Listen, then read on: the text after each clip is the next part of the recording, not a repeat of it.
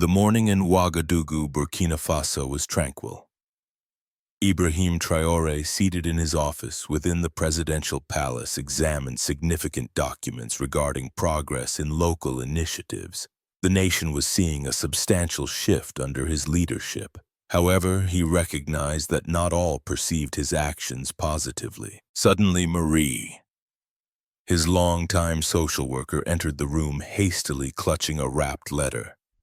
His visage was taut and his eyes conveyed apprehension. "Mr. President," she stated, her voice trembling, "this arrived only moments ago. It is urgent." Traoré scowled upon receiving the envelope.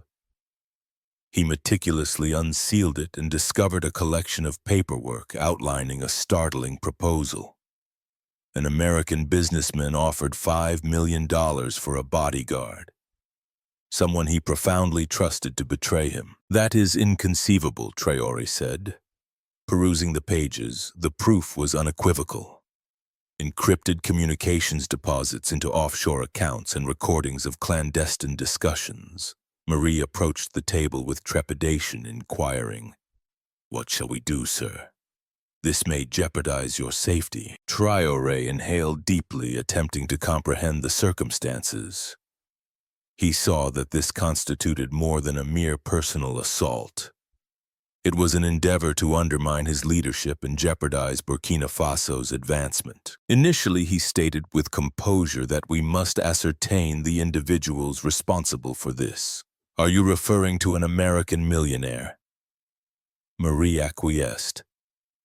"Affirmative, sir." The records reference Richard Hargrove, a billionaire recognized for his assertive investing strategies and political clout in the United States.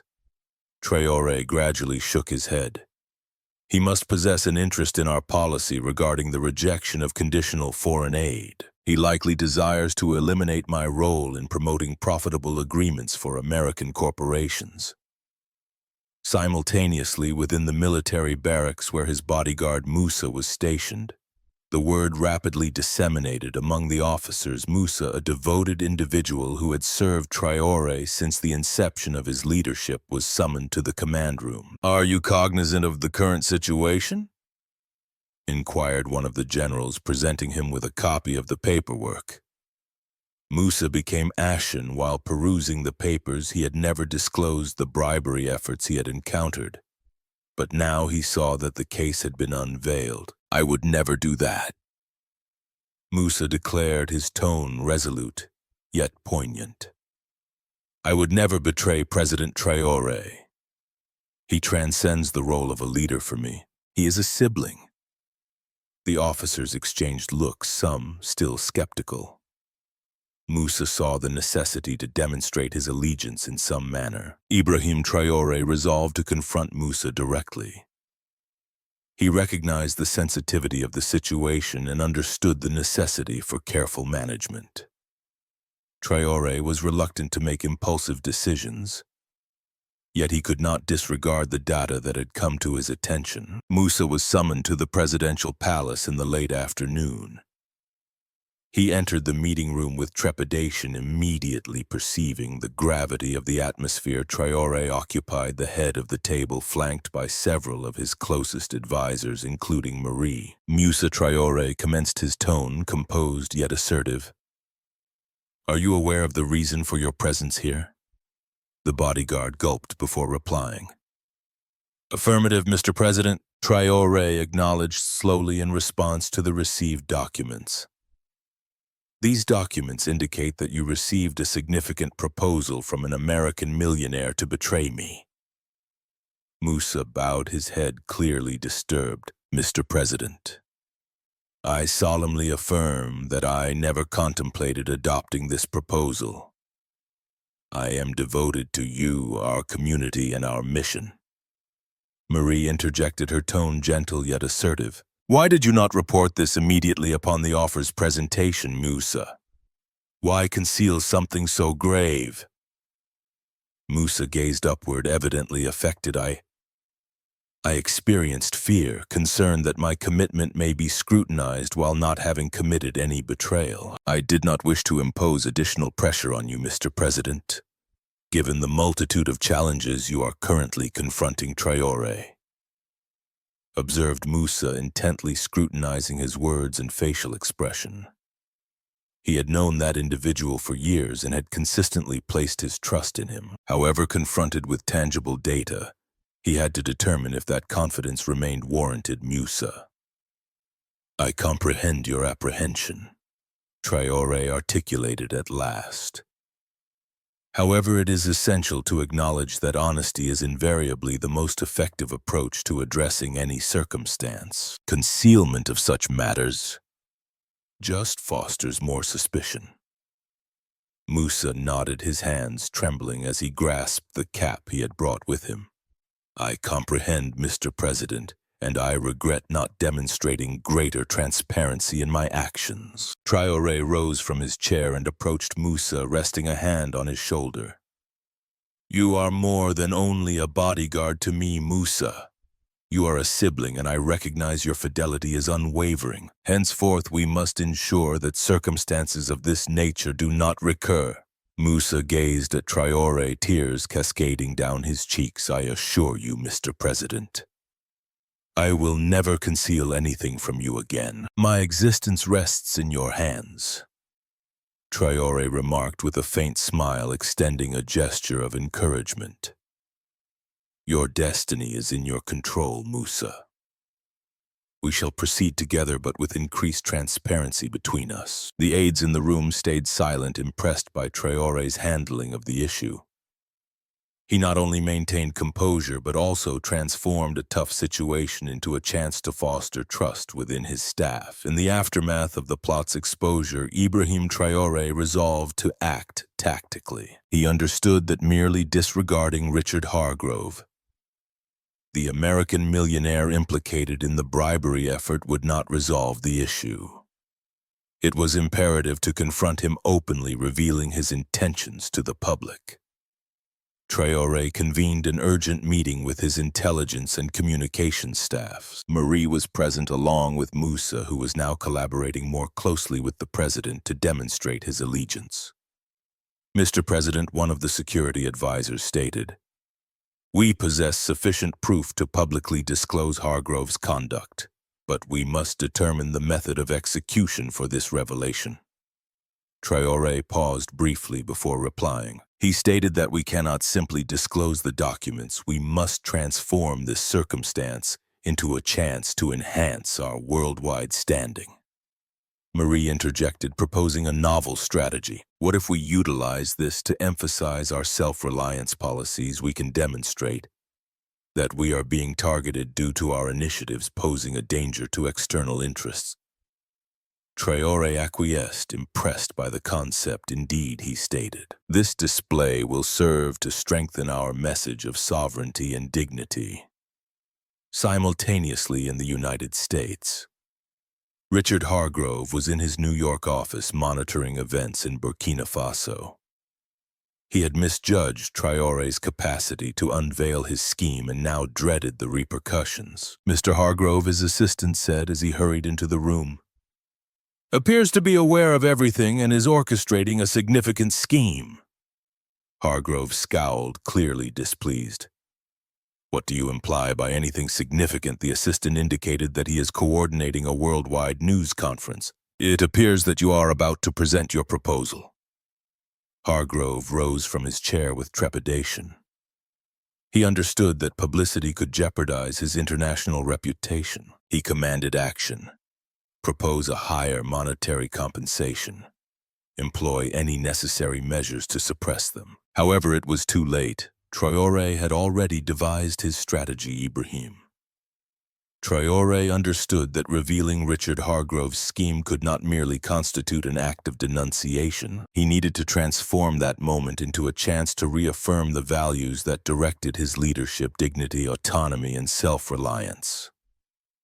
On the designated day for the press conference, the presidential palace auditorium was filled to capacity. Journalists globally awaited with anticipation Traoré's response to the assault planned by Hargrove upon his entrance on the stage, adorned in his traditional Burkina Faso attire. The audience became silent. "Ladies and gentlemen, He commenced his tone, composed yet resolute. Today we convene not merely to address an attempted bribery, but to contemplate a more significant issue: the struggle for the dignity of a populace.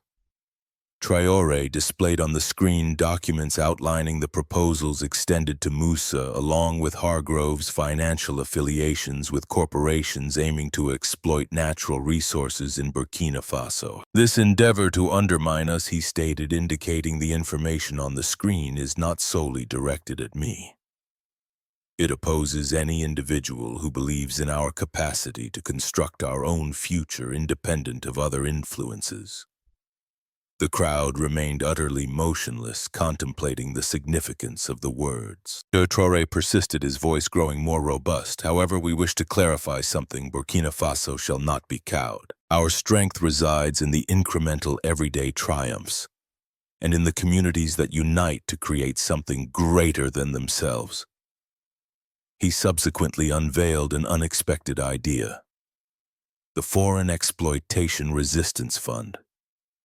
The fund will be sustained by domestic resources and international collaborations founded on mutual respect, aimed at safeguarding the nation from exploitative investments. Traoré emphasized that this fund is not merely a reaction to Hargrove. We are prepared to confront any threat that jeopardizes our sovereignty. The declaration received fervent applause, particularly from the attending African media. Hashtags like Resistencia BF and Dignidad Sem Fido gained significant traction on social media, emphasizing the necessity of public policies focused on human dignity. Simultaneously, in the United States, Richard Hargrove saw the live transmission with increasing exasperation. In a meeting with his aides, he acknowledged that he had underestimated Traoré. Hargrove, apparently incensed, stated that this man is not merely serving his nation. He is constructing a model that can motivate other African leaders to pursue a similar trajectory. In Burkina Faso, Traoré persisted in his endeavor to enhance confidence among his staff. He elevated Moussa to a role even nearer to his personal security, publicly illustrating that loyalty was recompensed. Moussa, he stated during a special annual event, "Your bravery in confronting this scenario demonstrates that you are more than merely a bodyguard. You serve as a model for everyone." An impassioned Moussa pledged to persist in dedicating his life to safeguarding the president and the principles he embodied. In the aftermath of the news conference revealing Richard Hargrove's bribery attempts, Moussa remained resolute in demonstrating his allegiance to both President Traoré and the citizens of Burkina Faso. He understood that his forthcoming acts would be pivotal in fully reinstating confidence in his integrity. Moussa commenced diligent labor, not only safeguarding Traoré, but also actively participating in the local projects instituted by the president. He commenced meticulous oversight of agricultural initiatives, visiting rural communities to ascertain that the beneficiary families were receiving requisite assistance. Moussa informed Marie during one of these excursions that he is more than merely a bodyguard. Marie smiled, impressed by Moussa's development, expressing her desire to contribute to the change we are creating. "You are already demonstrating that, Moussa. Individuals recognize your commitment." In the little settlement of Kaya, Moussa encountered a young agrarian named Fatou, who was among the initial recipients of land reform. She currently spearheaded a collective of women cultivating veggies for sale at the local market. Mr. Moussa Fatou remarked, presenting him with a basket of tomatoes as an expression of appreciation. "We owe our new existence to President Traoré, and your support has instilled in us a sense of security to progress." Moussa was profoundly affected by her remarks. He recognized that his mission extended much beyond the safeguarding of a single individual. He was assisting in safeguarding a vision embraced by millions. Concurrently, Richard Hargrove persisted in enduring the repercussions of his public exposure. In the United States, its business practices commenced investigations subsequent to the global ramifications of the case. In a coerced interview, he attempted to minimize the incident. He stated it was merely an offer, becoming noticeably uneasy. No events transpired ultimately. However, the public rejected his apology. Hashtags such as Dai Hargrove have revealed your character in a boyfriend opposition, prevalently influenced social media, underscoring the significance of leaders who protect their constituents from exploitative interests. Upon returning to Burkina Faso, Traoré surveyed his surroundings with a blend of pride and vigilance. He understood that the struggle against external pressures would not conclude effortlessly. However, he was also aware that each triumph further fortified the will of his people's resistance. During a visit to a newly refurbished rural school, Traoré met a child named Mamadou, who had composed a letter to him. "Mr. President," Mamadou stated, presenting the letter with trembling hands, "I aspire to emulate you in my future endeavors. An individual who safeguards others and upholds moral principles." Traoré smiled, visibly affected. He embraced Mamadou and vowed to do every effort to provide the youngster with the resources necessary to realize his aspirations. The event received extensive media coverage. On social media, Traoré's image as a leader dedicated to the future of his nation is further reinforced. Concurrently, Moussa persisted in his quest for salvation, motivating others to emulate his example. He saw that his devotion would be scrutinized once more, yet he was prepared to confront any obstacle for the cause he championed. Fatou ambled deliberately toward the Innovation Center, his heart conflicted by anxiety and resolve. She journeyed for hours from Boba Dioulasso, bearing not only her suitcase but also the memories of her mother Marie, who perpetually aspired to witness her daughter attain higher accomplishments.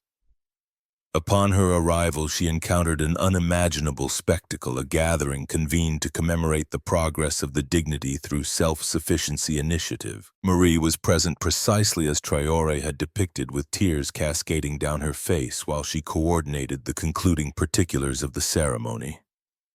Malik, the youngster who previously battled a fever in a temporary hospital, suddenly donned a new sweater and smiled beside her, holding a board displaying photographs of local projects. IBRAHIM Traoré ascended the stage, modestly attired in traditional Burkinabe garments.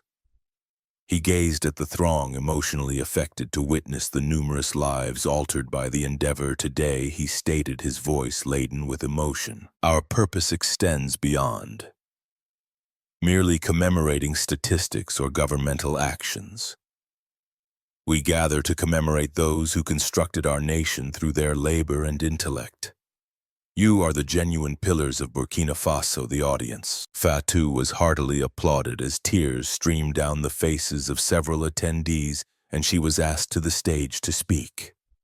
She paused briefly before summoning the bravery my mother consistently imparted, the lesson that we must strive for our aspirations, as she held an antiquated book that had belonged to her mother. A straightforward sentence was inscribed within it: "Knowledge constitutes the most significant legacy we can bequeath." Traoré grinned, profoundly moved by the message. He recognized that this beyond mere recollection. It served as a reminder that each act of benevolence has the potential to effect significant transformations. During the formal address, Traoré addressed directly to the emotions of all attendees. Today, he commenced, his voice resonating throughout the crowded auditorium. "Our purpose extends beyond merely commemorating statistics or governmental actions.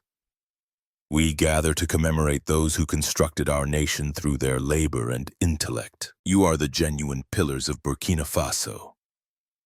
He thereafter spoke directly to Richard Hargrove, despite his familiarity with the American. The millionaire was absent. "Mr. Hargrove," he stated, gazing directly into the cameras, "you labeled me naive. Yet I wish to convey that our innocence is transforming lives.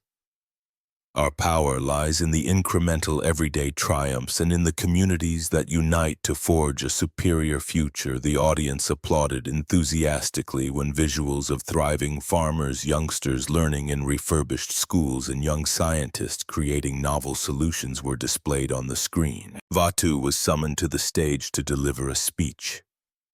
She paused briefly before summoning the bravery. My mother consistently imparted the lesson that we must strive for our aspirations.